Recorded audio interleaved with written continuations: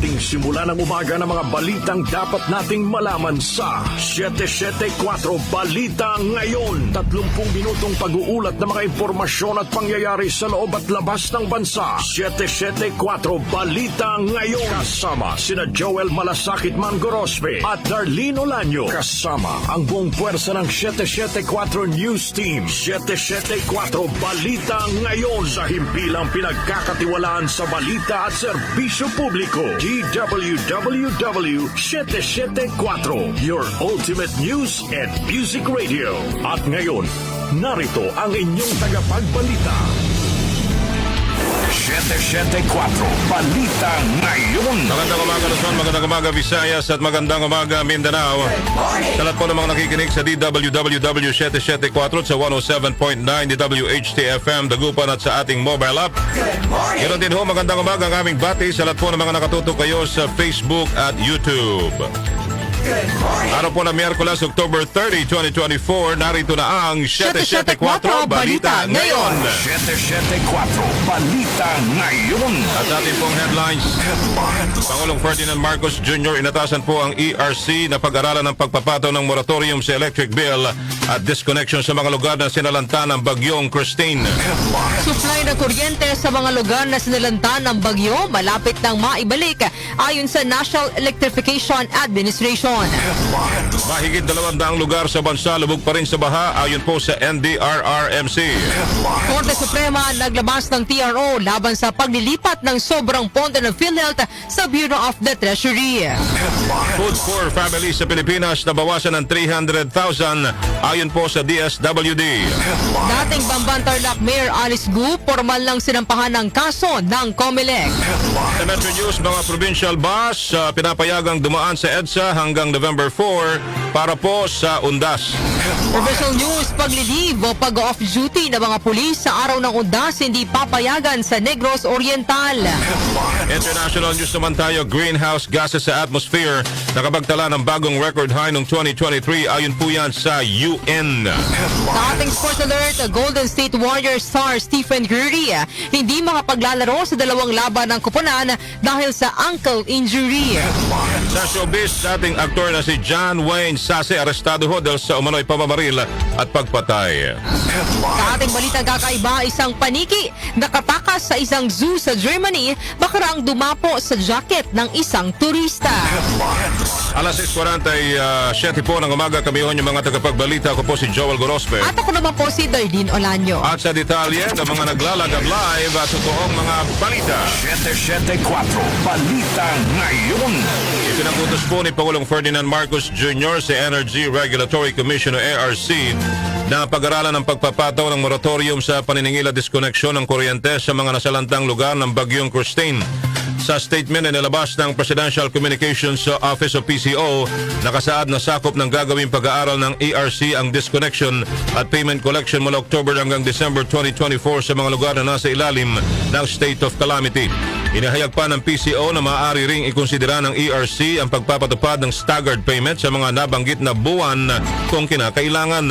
Sinabi pa ho ng ahensya na ang direktibang ito ay bahagi ng patuloy na pagsisikap ng gobyerno na tulungan ang mga biktima ng kalamidad. 774 Balita Ngayon.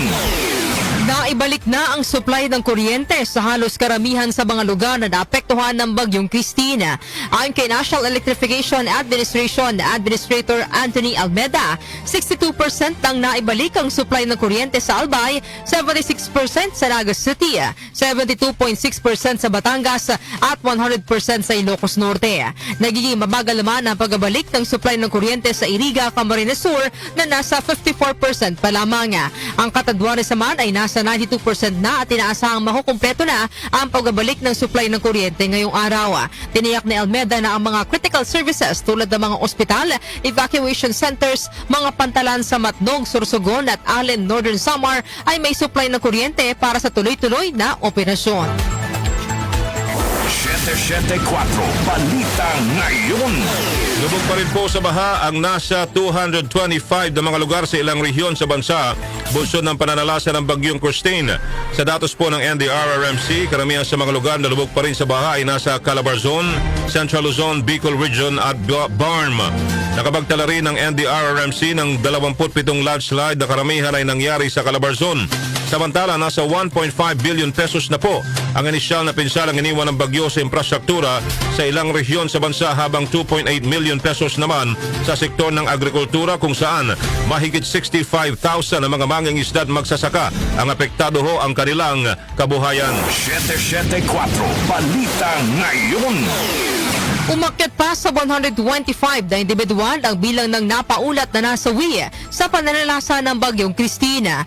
Ayon sa NDRRMC, bukod sa baka nasawi, nakapagtala rin sila ng 115 na nasaktana habang 28 pa ang nawawala. Samantala, abot na sa 1.7 milyong pamilya o katumbas ng mahigit 7.1 milyon na individual ang apektado ng bagyo mula sa mahigit 10,000 na barangay sa 16 na rehiyon sa bansa. Sa nasabing bilang, mahigit kalahating milyong individual pa rin ang pansamantalang tumutuloy sa iba't ibang evacuation center sa bansa habang nasa 161 na syudad at munisipalidad ang nasa ilalim ngayon ng state of calamity.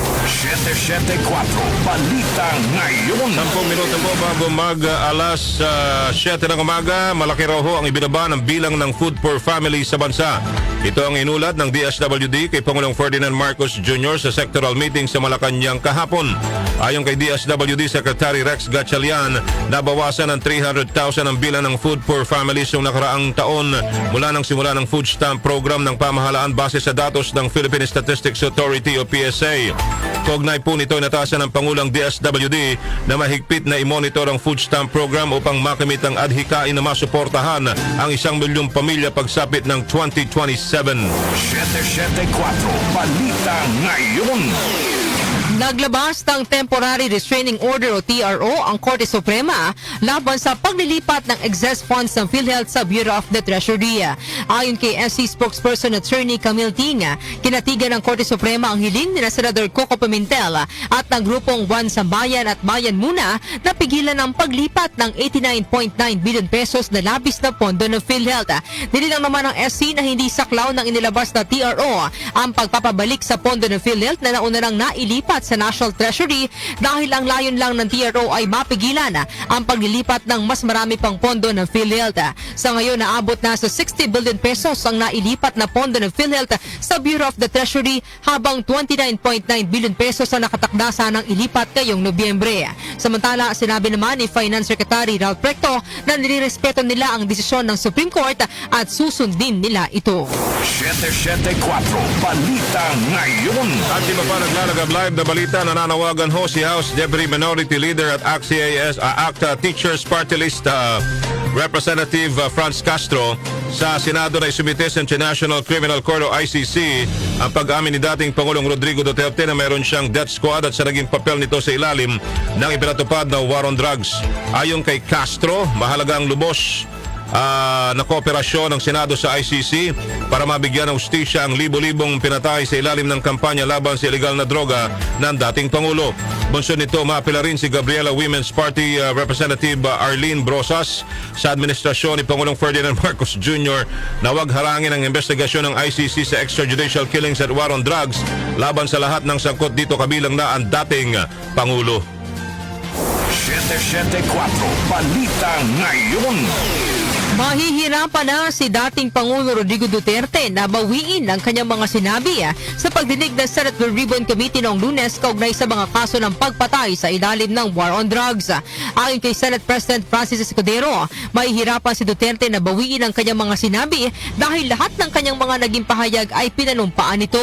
Sinabi ni Escudero na nagsalita ang dating Pangulo under oath at ang lahat ng kanyang mga sinabi ay maaaring magamit pabor o laban sa kanya. Sinabi pa ng Senador na kung titingnan ang video footage noong Lunes ay makikitang hindi rin naman nagbibiro si Duterte sa kanyang mga sinabi.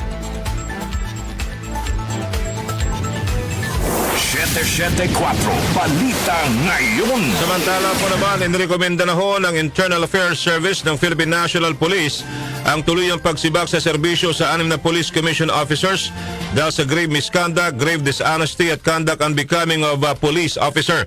Kabilang po sa mga nirekomendang sibakin ay 1 Police Lieutenant Colonel at 5 Police Non-Commissioned Officers.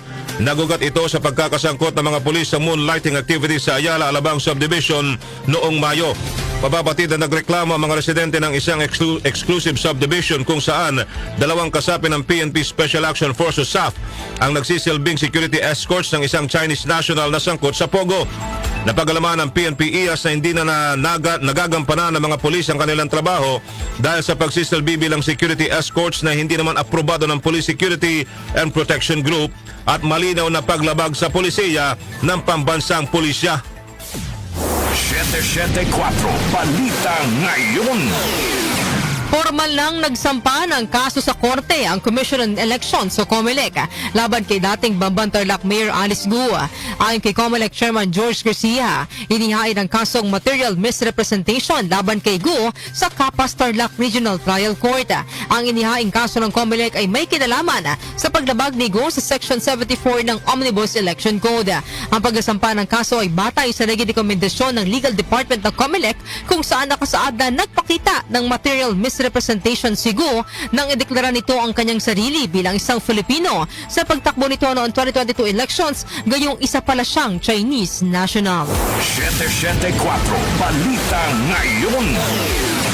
2 minuto na lamang po bago alas 7 ng umaga. Balita muna tayo mula sa 774 News Team.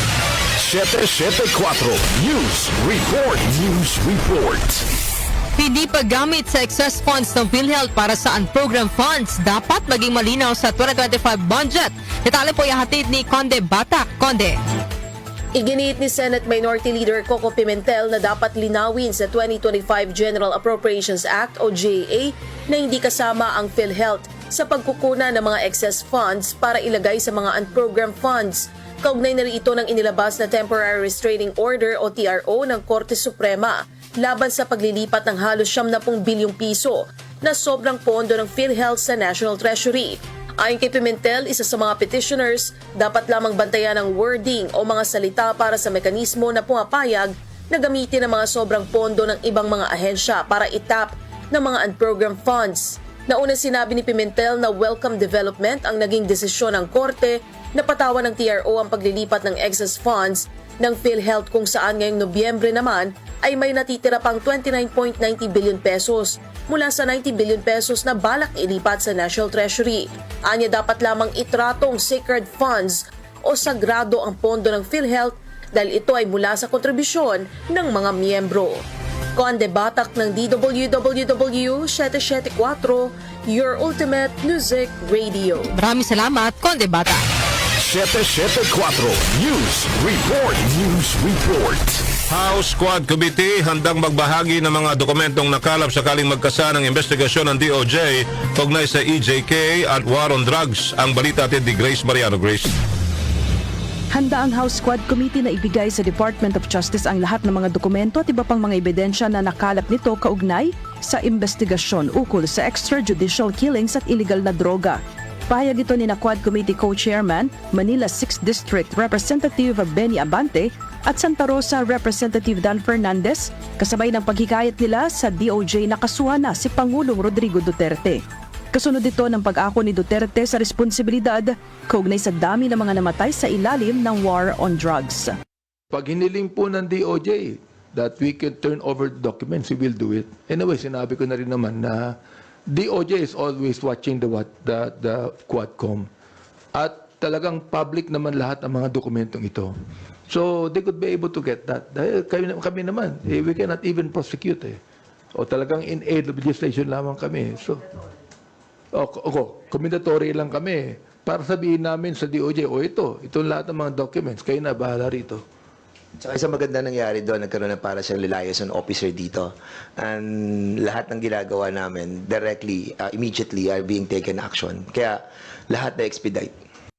Gugunit ang una nang nagbigay ang Quad Committee ng mga dokumento sa Office of the Solicitor General para agad maisulong ang proseso ng pagbawi sa mga ari-arian na iligal na nakuha ng mga Chinese nationals na may koneksyon sa Philippine Offshore Gaming Operators of Pogo.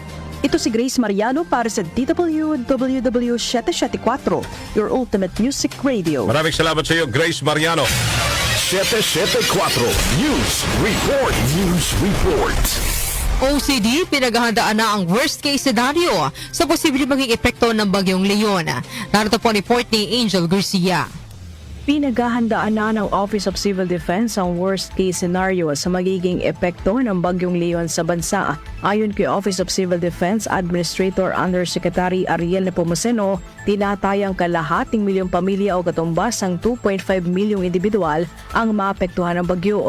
Ganito anya karami ang dapat na paghandaan na matulungan. Kasunod dyan, tinitiyak ni Nepomuceno na nakahanda ang OCD sa pagresponde sa pagitan ng pamamahagi ng mga non-food items habang ang DSWD naman ang sa preparasyon ng family food packs at mainuming tubig. Nauna nang ipinag-utos sa Defense Secretary Gilberto Teodoro ang pagsasagawa ng forced evacuation sa mga lugar na posibleng labi sa maapektuhan ng Bagyong Leon.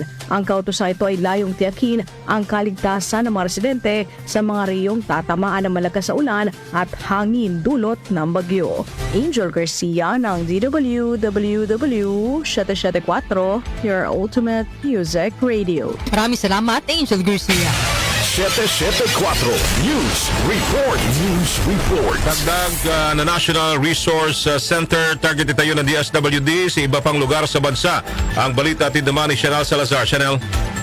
Magtatayo ng karagdagang National Resource Center o packing centers ang Department of Social Welfare and Development sa ibang bahagi ng bansa. Ayon kay DSWD Secretary Rex Gatchalian, sa National Resource Center kasi nanggagaling ang mga supply ng pagkain, tubig, hygiene kits at iba pang non-food items na pinamamahagi sa mga biktima sa tuwing may kalamidad. Sa ngayon kasi anya ay 2 lamang ang kanilang National Resource Center at ito ay sa Pasay at Cebu. Kaugnay nito target ng ahensya na maglagay na rin sa Butuan sa Caraga Region para ito naman ang magsisilbi sa mga taga Mindanao at Eastern Seaboard ng Visayas at Mindanao na parehong lantad sa mga bagyo. Plano rin nilang palawigin pa ang kanilang packing centers sa Eastern Seaboard, halimbawa ay sa Bicol Region, Quezon hanggang sa Region 2 para mas madali ang akses sa mga pangailangan na maapektado ng kalamidad. Ako si Chanel Salazar ng DWWW 774, your ultimate music radio. Maraming salamat sa iyo, Chanel Salazar. 774 News Report. News Report. Petition sa COMELEC para ideklara nga pampagulong kandidato inalmahan ng alkalde ng Cabanatuan City. Narito po report ni Gina Mape. Maring kinundina ni Cabanatuan City Mayor Micah Vergara ang petisyong isinampa ng kanyang challenger na si Vice Governor Anthony Umali na naglalayong ideklara siyang nuisance candidate. Ani Vergara, ang hakbang ni Umali ay walaan niyang batayan at layunin lamang na iligaw ang publiko at tigilan ng kanyang kandidatura. Paano anya siyang magiging nuisance candidate gayong siya ang kasalukuyang nanunukulang mayor ng Cabanatuan City? Tinawag din ni Vergara na frivolous suit o walang kabuluhang reklamo ang isinampa ni Umali sa Commission on Elections na ang tanging intensyon ay manipulahin at baluktutin ang election process. Nagsampa sa COMELEC ng reklamo si Umali matapos i-refile ni Vergara ang kanyang Certificate of Candidacy noong Oktubre 8, ilang minuto matapos i-withdraw ang unang COC para ituwid ang ilang maling entries. Git ni Vergara, ang mabilis na refiling ay patunay lamang ng kanyang hangaring magsilbi. Sinamahan din niya ng parehong Certificate of Nomination and Acceptance o CONA ang kanyang COC mula sa kanyang partido upang tiyakin ang kanyang opisyal na nomination. Dagdag ni Vergara, ang tunay na nuisance candidates ay ang mga miyembro ng pamilya Umali na may 6 na kandidato sa iba't ibang posisyon sa lalawigan. Di niya ang labanan ng mag-amang Umali bilang gobernador at mother versus daughter bilang kongresista ay patunay ng layuning mapanatili ng pamilya Umali ang kontrol sa lalawigan ng Nueva Ecija. Ako si Gina Mape ng DWWW 774, your ultimate music radio. Maraming salamat, Gina Mape. 774 News Report. News Report. Alas 7:05 na po ng umaga. Kami pa rin po yung mga tagapagbalita. Ako po si Joel Gorospe. At ako naman po si Darlene Olanyo. At si Bapang naglalagad live at totoong mga balita. Metro News. Metro News. Sa Metro News, pinapayagan na po ng MMDA yung mga provincial bus na dumaan sa EDSA buong araw hanggang alas 5 ng umaga ng November 4. Ayon sa MMDA, ang habang na ito ay bilang pag-aanda sa inaasang pagdagsa ng mga pasahero na uuwi sa kanilang probinsya sa darating na undas. Inihayag pa ng MMDA na mga bus mula sa North Luzon ay maaaring huminto sa mga terminal sa Cubao habang ang mga bus mula sa South Luzon naman ay maaari lamang huminto sa Parañaque Integrated Terminal Extension PITX at sa Pasay City. Samantala, inactivate na po ng Metro Manila Pacific Tollways Corporation o MPTC ang Safe Trip Mo Sagot Ko o SMSK Motorist Assistance Program. Sa ilalim ng programa, tiniyak ng MPTC na may bibigyan ng sapat na assistance sa mga motorista na daraan sa North Luzon Expressways, Subic-Clark Tarlac Expressway o SCTEX, NLEX Connector Cavite Laguna Expressway o CALAX at Cebu-Cordoba Link Expressway o CCLEX sa gitna ng inaasahang pagdagsa ng mga biyahero ngayong undas. Metro News. Inaabisuhan naman ng pamahalaang lungsod ng San Juan ang mga motorista hinggil sa patutupad na traffic rerouting sa kabaan ng Boni Serrano sa mismong araw ng undas November 1. Ito ay upang matiyak ang tuloy-tuloy na daloy ng mga sasakyan at bilang paghahanda na rin sa pagdagsa ng mga pupunta sa San Juan City Cemetery. Ayon kay San Juan City Mayor Francis Zamora, one way ang ipatutupad sa harap mismo ng San Juan Cemetery hanggang sa 2nd Avenue na malapit lamang sa Campo Crame. Muso dito pinapayuhan ang mga galing ng EDSA na papasok ng San Juan na kumanan sa 2nd Avenue, kumaliwa sa Mariposa, tuloy-tuloy hanggang C. Benitez patungo sa destinasyon. Tatagalan na turang traffic rerouting hanggang sa November 3. Balitang from the. Sa Balitang From the ho tayo, paglilibho o pag-off duty ng mga pulis sa araw ng undas, hindi ho papayagan sa Negros Oriental. Ang detalye atin ni Jonah Bakiran. Jonah. Sasamantalahin ng Negros Oriental Police Provincial Office ang deployment ng mga field personnel upang tiyakin ang kaligtasan ng publiko sa undas sa November 1 at November 2. Sinabi ni NOPO spokesperson Lieutenant Stephen Polinar na nasa heightened alert status ang mga pulis sa probinsya para sa pag-obserba ng undas. Sa October 31 naman magsisimula ang deployment sa kanilang field personnel sa sementeryo, pantalan, paliparan, bus terminals at iba pang matataong lugar. Karamihan din ng PNP personnel ay ilalagay sa lansangan maliban na lamang sa ibang tauhan na maiiwan sa opisina. Wala namang maaaring mag-leave o mag-off duty sa naturang mga araw maliban na lamang kung kinakailangan. Ako po si Jonah Bakira ng DWWW 774 Ultimate Music Radio. Maraming salamat sa iyo, Jonah Bakiran. Balita sa labas ng bansa. Sa ating international news, greenhouse gases sa atmosphere nakapagtala ng bagong record high noong 2023 ayon sa UN. Detalye po ihatid ni Rosemay Miranda. Umabot sa bagong mataas na record ang mga konsentrasyon ng greenhouse gas sa atmosfera noong 2023 na pinangangambahang magpapataas ng mga temperatura sa mundo sa mga darating na taon. Ayon sa Weather and Climate Agency ng United Nations, ang mga antas ng tatlong pangunahing greenhouse gases na kinabibilangan ng climate warming carbon dioxide, methane at nitrous oxide ay tumaas muli noong nakaraang taon.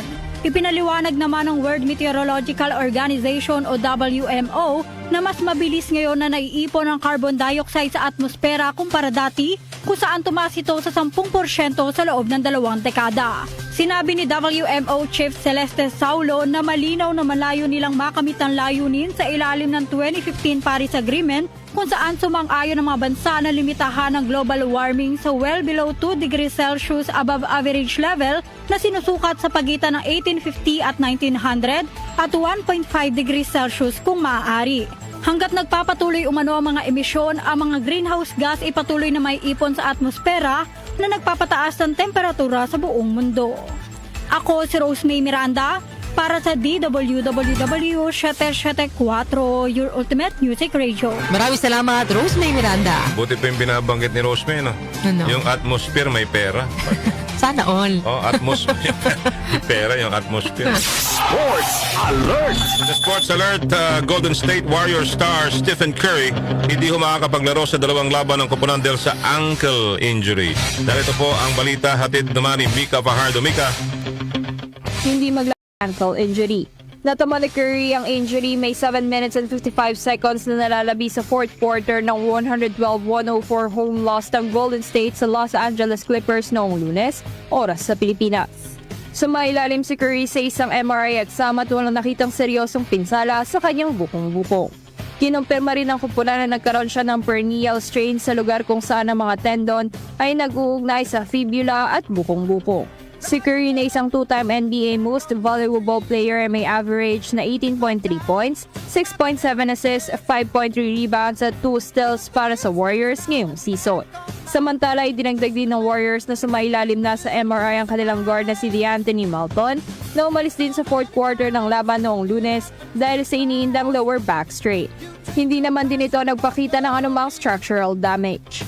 Muli rin siyang sasailalim sa mga test sa Biyernes, November 2. Ako po si Mika Fajardo ng DWWW 774 Your Ultimate Music Radio. Maraming salamat sa iyo, Mika Fajardo. Uncle, masakit yun. Saan ba yung uncle? Ano ba Tagalog ng uncle? Yung dito sa harap. Dito sa harap. Oo, Yan, sa dito. may paa. Oo. Ha? Alam na ni Joke JB na ang lang. susunod eh. Yun dito sa likod. Anong tawag yun sa likod? Alin? Hindi, di ba uncle dito? Anong tawag dun sa kabila? Alam ko. Joke ba yan? Auntie. Showbiz Balita. Lumang joke yun, pare. Sorry naman. Pasensya na ho. Nadala lang ng uncle eh. Okay.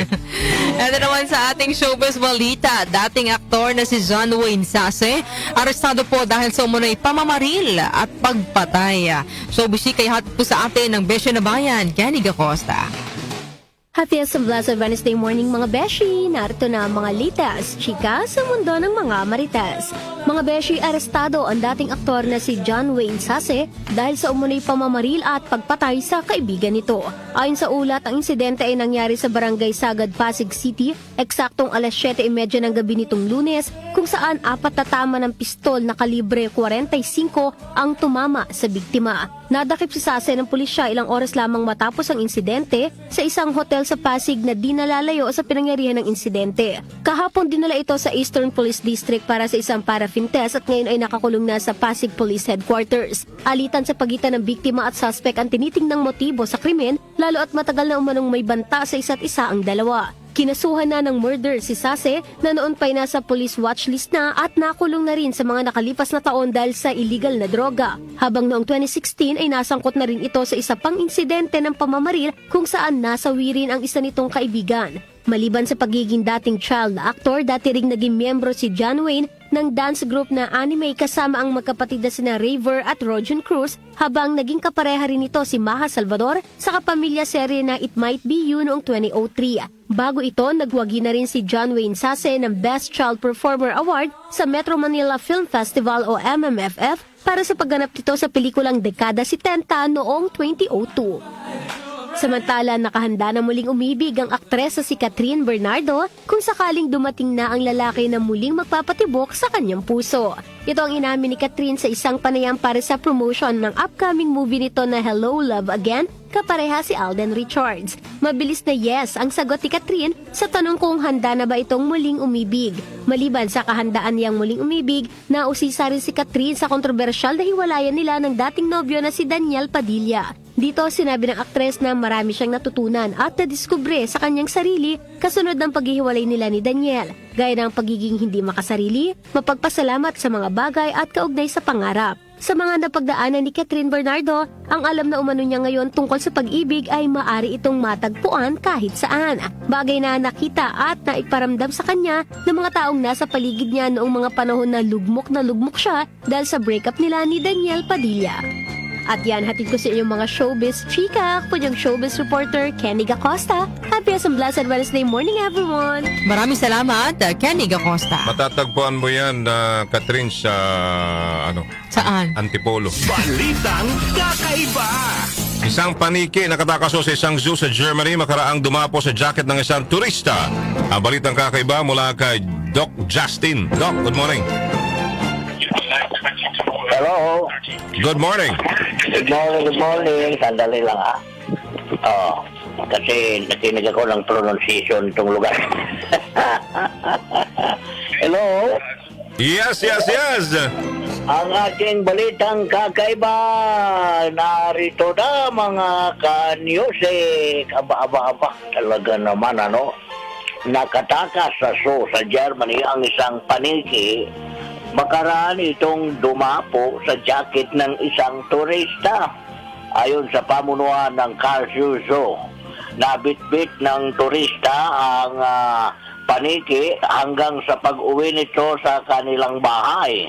Sinabi naman ni Elena Ophel, namasyal sila na kanyang anak sa Batcave sa zoo at nang makauwi na sila, ay nagulat siya nang may nalaglag na paniki mula sa kanyang jacket ng hubarin niya ito. Agad namang nakipag-ugnayan si Ophel sa animal expert at inilagay niya ang paniki sa isang kahon na nilagyan niya ng tubig na may honey at saging upang makakain ito at maging komportable sa magdamag. Kinaumagahan, dinala ng asawa at ng anak ni Ophel pagbalik ang paniki sa zoo. Ayon sa zoo, nasa mabuti ng kalagayan ang paniki na isang leaf-nosed bat. Ito nila ang unang pagkakataon na may paniki na nakatakas sa zoo sa pamamagitan ng pagsama sa isang bisita. Yun, paniki. Dito sa atin, meron din yan. Pero ang pangalan niya, Maniki. Marami akong nakikitang paniki dito sa Pilipinas. Oo. Pero wala sa zoo. Oo. Ako may kilala ko, Nikki. Taga rito sa stasyon. Mga paniki daw nandito sa wala sa zoo. Oo. Nasa sampayan. Totoo yan. Tsaka sa mga puno. Iba ata yung tinutukoy mong paniki, Doc Justin. Paniki pala yun. Ibang paniki yun. Yun kasi ang bansag doon, di ba? Oo. Pero alam mo, itong paniki, isa ito sa mga talaga namang kinamuhian noong panahon ng pandemic. Bakit?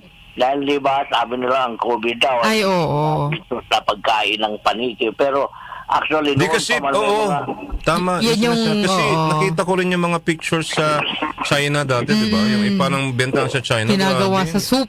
Yung paniki, oo. Parang hindi pa kasi alam kung ano yung origin ng COVID noon Pero Doc Justin, nakakain ba ang paniki? Mayroon akong mga nakita na nag-research kasi ako dyan. Mayroon talagang mga kinakain yan, pero parang hindi ako parang mahirap kasi baka mabantot kasi. Mabantot yan, Joel, mabantot yan.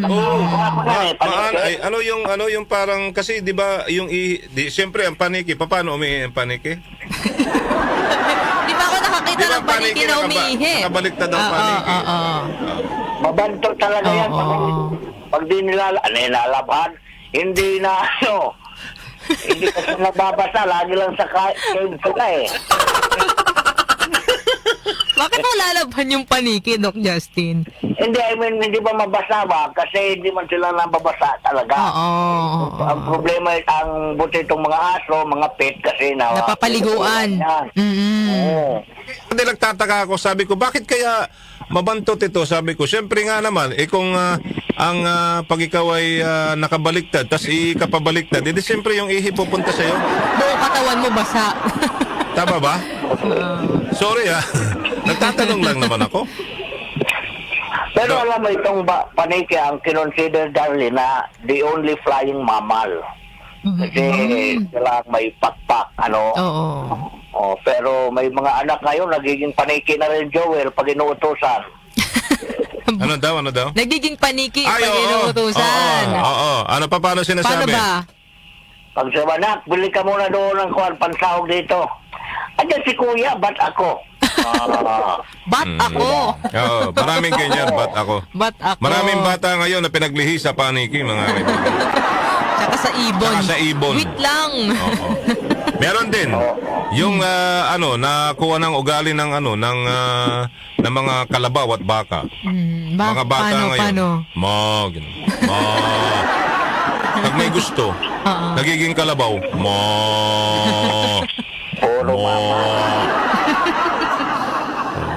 Di totoo, lahat ng bata ngayon maririnig mo sa kanila, wait lang. Ba't ako? Nandiyan si Kuya, ba't ako? Oo. Ayun. Sige, so ang ating ano kayang lasa ng paniki, no? Ako, hindi ko Hindi ko manakuan, kaya hindi ko pa manatry yan. Pero naamoy ko na ito, Joel. Sobrang talaga bantot. Tanungin natin si Jessica. Jessica Taruk Bolaon. Kasi na isang araw kumain siya, daga eh. No? Yung dagang bukid, masarap daw eh. Sarap ng dagang bukid. Tanungin natin sa kanya kung paniki. Baka pwede. nakakain na rin siya ng paniki. Oo, di ba? Sino po dyan yung mga nakakain na ho ng paniki? Ano hong lasa? Alam ko buhaya, oo. Pag inadobo mo, masarap. Oo, parang ano lang din ba? Or mas masarap pa sa karne ng baboy. Di ba may farm dyan sa may Rizal? Di ba? Ang ginawa nila, ang kinukuha lang naman dyan, yun i-export yung balat eh. So yung pagkain, minsan binibenta nila per kilo, partner. Oo, mas masarap pa sa sa baboy. O ikaw, Doc, gusto mo matikman? Buhaya? Oo, basta kuwan. Hindi ko alam, hindi ka mahilig, Joel, sa mga exotic. Kahit yung rabbit na, medyo naduduwal ako. Oo naman. Hindi mo mapapakain ng ganun. Yung kabayo nga, inaayawan ko eh. Oo. Sorry ho sa mga nakikinig pero nasubukan ko na kasing tikman yung Yung tapang kabayo. Hindi, adobo. Hindi ko gusto, ayaw pumasok. Sorry ho sa mga May amoy ba? Kumain ka. Nandiyan kami sa kila Patrick, Malabon yata yun. Malabon. Tapos nagko-cover kami. Pare, kain muna tayo, almusal ka. Tapos anong nangyari, doon sa paligid-ligid lang, meron nagbebenta. Aba, adobo, masarap daw. Kabayo. Pag ganun ko doon sa kabayo, partner, sabi ko sa'yo, takbo ako eh. Naghanap ako ng di kaya eh. Ng sikmura ako. Okay, pero yung tapa, okay lang. Anyway, Doc, salamat. Meron ka bang ngayon? Hugot? Thank you very much. Ito, hugutin ko lang itong aking pintador kasi medyo masikip na. Wala mo na akong hugot ngayon. Sige. Salamat sa inyo. Thank you, Doc Justin. Doc Justin, salamat kaayo. Salamat kaayo, Mr. Chair. Tika, mayroon dito atang hugot. Wala na, okay na eh. Ito, mayroon na akong sa inyo. Wala na, Hello? Ano? Nasikat na naman ako. Wala na. Salamat kayo, Mr. Chairman. Okay, salamat. Thank you. Salamat. Okay, thank you. Bye-bye. Sige na, okay na tayo. Okay, at yan po ang kabuuan ng ating balitan ngayong araw na ito ng Miyerkules, mga kaibigan, October 30 na po, 2024. Kami ho ang mga naging tagapagbalita. Darlene Olanyo. Ako naman po, Joel Gorosmet. Ito po ang 774 Balita Ngayon. 774 Balita Ngayon.